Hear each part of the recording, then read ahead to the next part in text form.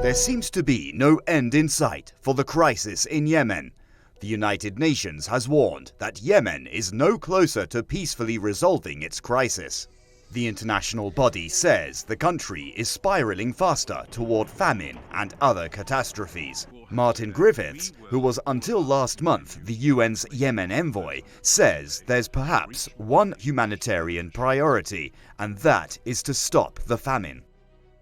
According to Griffiths, about 5 million people are just one step away from succumbing to famine and the diseases that go with it. 10 million more are right behind them. Griffiths says famine is a symptom of the country's deeper collapse. The remarks come as a UN humanitarian appeal for nearly $4 billion is only about half funded, and the United Nations Children's Fund, or UNICEF, says the situation of Yemeni children is particularly dire. There's no justification for it now. There's never been any justification for it since the beginning. And it's clearly just another effort to break down traditional societies in order to advance the geostrategic interests of a country allied with the United States, in this instance, the Kingdom of Saudi Arabia. Yemen does not and never has presented a genuine threat to the Kingdom of Saudi Arabia. UNICEF Executive Director Henrietta Fore says in Yemen, one child dies every 10 minutes from preventable causes, including malnutrition and vaccine-preventable diseases.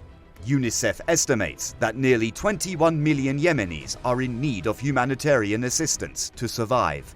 Half of them are children, of whom 2.3 million are acutely malnourished. Nearly 400,000 children younger than 5 suffer from severe acute malnutrition and are at imminent risk of death. More than 6 years of war have pushed the Middle East's poorest country to the brink. The nation's GDP has shrunk nearly 40% since the start of the war on Yemen in 2015, and its currency is in free fall. The fuel shortages have become critical. Ordinary people also suffer from shortage in cooking gas. They have to wait a month to have their gas cylinders refilled. Civil servants only receive their salaries sporadically. That means millions of people have no income to purchase food or other basic services. The UN is trying to broker a nationwide ceasefire, reopen Sana'a airport, and ease restrictions on the flow of fuel and other imports through Hodeidah port and get direct talks going again. Well, look, the way I see this war from the beginning is that it was a concession made as a policy decision by the United States to the Kingdom of Saudi Arabia, which has continuously seen Yemen as a sort of colonial holding of Saudi Arabia.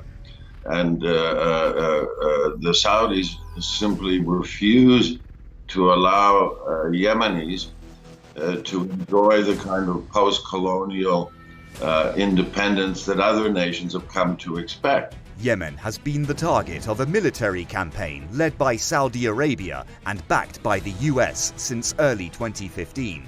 The war, which has unsuccessfully sought to reinstall a former Riyadh allied government in Sana'a, has left hundreds of thousands of Yemenis dead and displaced millions more. The Saudis continue to feel that they're somehow entitled to lord it over, to rule over Yemen, like it's some sort of suzerainty, with the Saudis having absolute freedom to appoint whoever they see fit as president of Yemen. And